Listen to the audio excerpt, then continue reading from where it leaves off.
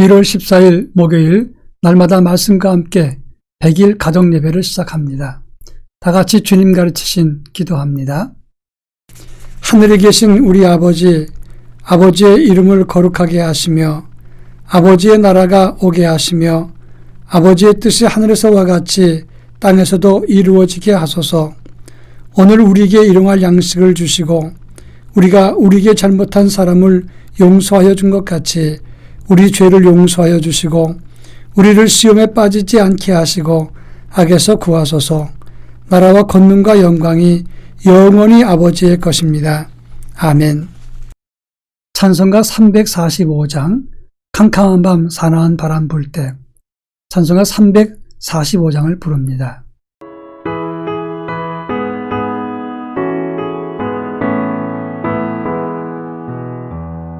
캄캄한 밤 사나운 바람 불 때 만경창파 망망한 바다에 외로운 배 한 척이 떠나가니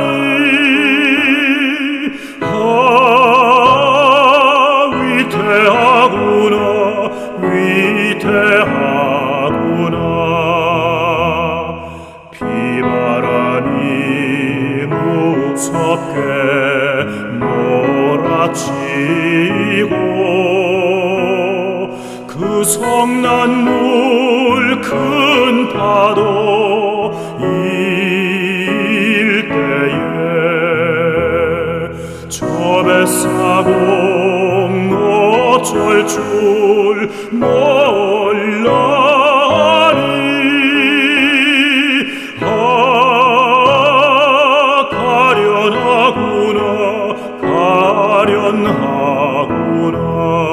가련하구나. 절망 중에 그 사고 떨면서도 한 줄기의 밝은 빛 보고서 배 안에도 하나님 계신 믿고 기도 올린다. 아버지여 이 죄인 굽어보소서. 성난 풍랑 잔잔케 하시고 이 불쌍한 인생을 살리소서.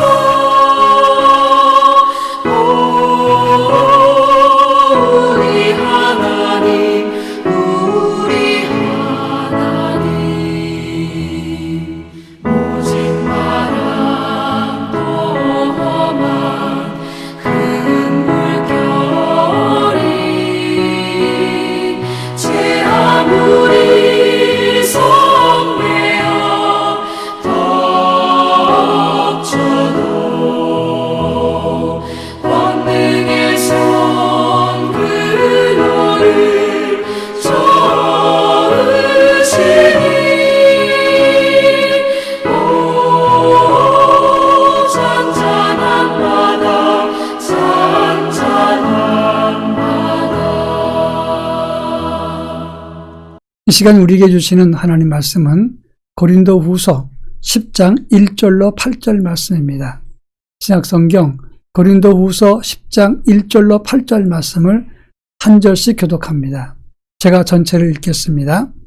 너희를 대면하면 유순하고 떠나 있으면 너희에 대하여 담대한 나 바울은 이제 그리스도의 온유와 관용으로 친히 너희를 권하고 또한 우리를 육신에 따라 행하는 자로 여기는 자들에 대하여 내가 담대히 대하는 것 같이 너희와 함께 있을 때에 나로 하여금 이 담대한 태도로 대하지 않게 하기를 구하노라. 우리가 육신으로 행하나 육신에 따라 싸우지 아니하노니 우리의 싸우는 무기는 육신에 속한 것이 아니요 오직 어떠한 견고한 진도 무너뜨리는 하나님의 능력이라. 모든 이론을 무너뜨리며 하나님 아는 것을 대적하여 높아진 것을 다 무너뜨리고 모든 생각을 사로잡아 그리스도에게 복종하게 하니 너희의 복종이 온전하게 될 때에 모든 복종하지 않은 것을 벌하려고 준비하는 중에 있노라. 너희는 외모만 보는도다. 만일 사람이 자기가 그리스도에게 속한 줄을 믿을진대 자기가 그리스도에게 속한 것 같이 우리도 그러한 줄 자기 속으로 다시 생각할 것이라.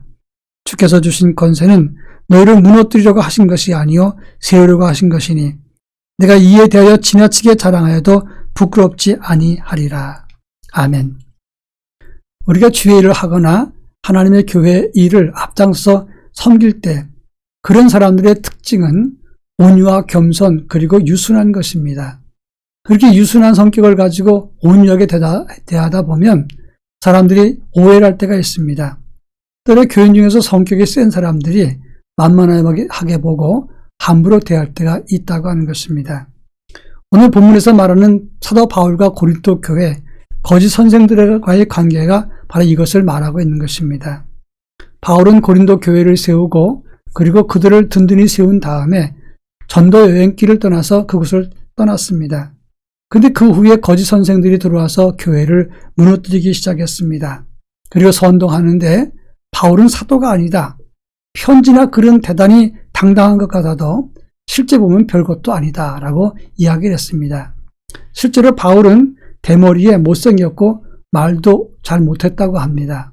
그러나 온유한 성품이었습니다. 그런데 그런 모습을 보았던 거짓 선생들은 바울 예의 없이 행동하면서 바울을 함부로 말합니다. 그리고 교회를 자기들 마음대로 휘두르면서 바울을 대적하게 했고 교회를 무너뜨리게 했다고 하는 것입니다.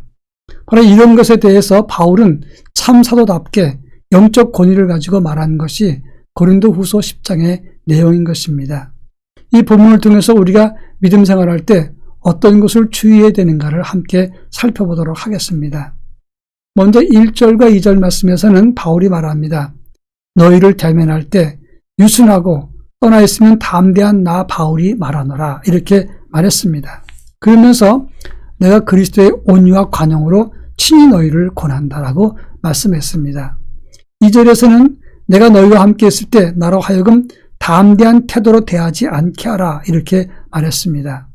이 말은 바울은 그리스도의 온유와 관용으로 유순하게 다 그들을 대했던 것입니다. 그런데 육신을 따라 행하는 사람들이 있었습니다. 거짓 선생들과 그들의 의견에 동조하고 악의적으로 시비하고 모함하고 악선전하는 사람들이 있었다고 하는 겁니다. 그런 그들의 악행에 대해서 바울은 말합니다. 우리가 미련하고 초라하고 약해서 참는 것이 아니다. 그러나 만약에 너희가 더 이상 도를 넘을 경우 내가 너희와 함께 있을 때 유순했지만 다시 너희와 함께 있을 때는 담대한 태도로 대할 것이다 라고 경고한 것이 되는 겁니다. 바울은 하나님이 세운 사도입니다. 그런데 그에게 하나님의 능력이 임하고 있었기 때문에 당당하고 담대했던 것입니다. 이제까지는 바울은 복음을 세우고 영혼을 살리기 위해서 온유하고 양순하고 겸손한 모습으로 보였지만 이제는 교회를 살리기 위해서 사도직과 권징을 사용하겠다는 것을 말하고 있는 것입니다. 교회는 두 가지 일을 알아야 합니다. 교회이기 때문에 우리 모두가 다 온유하고 그리스도의 관용으로 행해야 됩니다.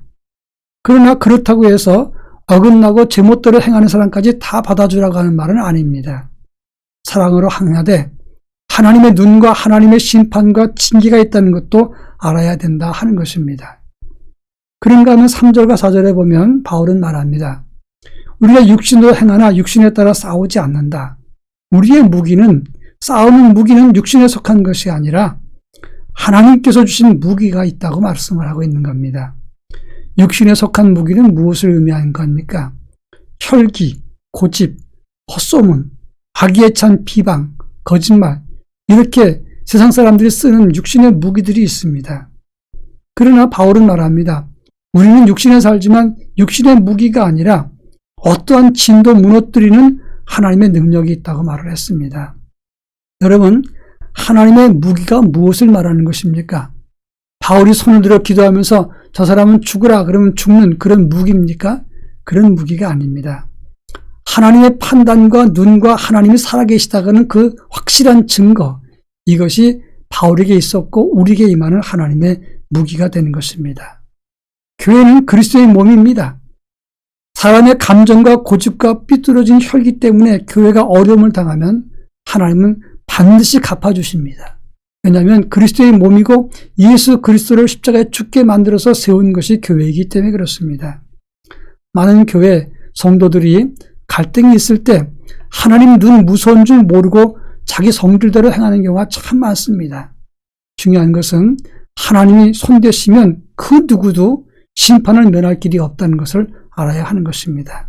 그런 의미에서 하나님의 징계를 잊지 말고 함부로 행하면 안 됩니다.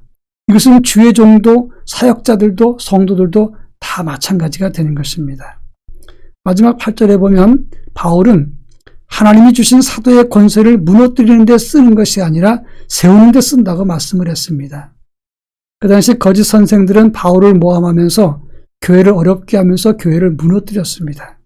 교회가 다 무너져도 상관없습니다. 바울만 무너진다면 그런 마음으로 사람들이 역사했다고 하는 겁니다. 여러분, 중요한 것은 악한 영들은 항상 어떤 방법을 쓰든지 상대방을 공격하기 위해서는 교회가 다 무너져도 상관없다는 생각을 가지고 역사한다는 것입니다. 그러나 바울은 하나님이 주신 사도의 권세를 세우는 데 사용했다고 말씀을 하고 있습니다. 이것은 하나님의 권위를 가지고 수술하고 끊을 건 끊고 철저히 다시 세우고 양육하고 교회답게 만들었다는 것을 말하는 것입니다. 지금 세상의 교회는 매번 어지럽고 무너지고 고집대로 행동하는 사람들이 너무 많아져서 공동체가 무너지고 있습니다. 분열의 역사가 끊어지지 않습니다. 너무나 부끄러울 정도로 교회가 교회답지 못할 때가 많습니다. 성도는 성도답지 못하고 교회는 교회답지 못하고 복음은 복음답지 못할 때가 많습니다. 그러나 한 해는 이런 것들이 다 사라지고 교회가 바르게 세워지고 그리고 사도의 권위가 세워짐과 동시에 복음이 복음되는 그런 교회로 세워져야 된다 하는 것입니다. 우리 다 같이 1년 동안 기도할 제목이 이것입니다. 교회가 교회답고 사랑과 온유한 공동체가 되도록 기도할 것입니다. 동시에 성숙한 교회, 복음과 교회를 바르게 세워가는 하나님의 교회가 세워지도록, 사람이 모인 교회가 아니라 하나님의 교회가 세워지도록 기도해야 된다 하는 것입니다. 이런 교회가 되기 위해서 함께 기도하길 바랍니다. 기도합니다.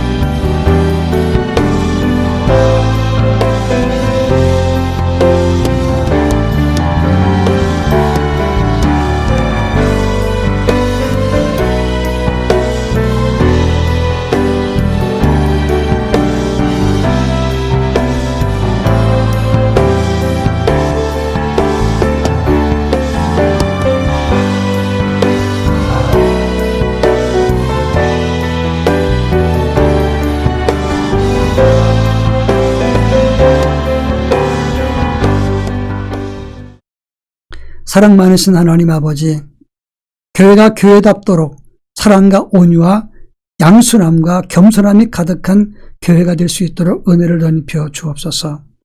성숙한 교회가 되게 하시고 그리고 주 복음과 하나님의 능력과 말씀만이 바르게 세워지는 교회가 되게 하옵소서. 사람의 생각과 고집이 아니라 하나님의 은혜와 복음과 그리고 섬기고 사랑하고 용서하고 그리고 희생하고 하나님의 교회를 바르게 세워가는 것만이 가득한 우리 교회 되게 하시고 한국교회가 되게 하시고 이 땅의 교회들이 되게 하옵소서. 예수님의 이름으로 기도합니다. 아멘.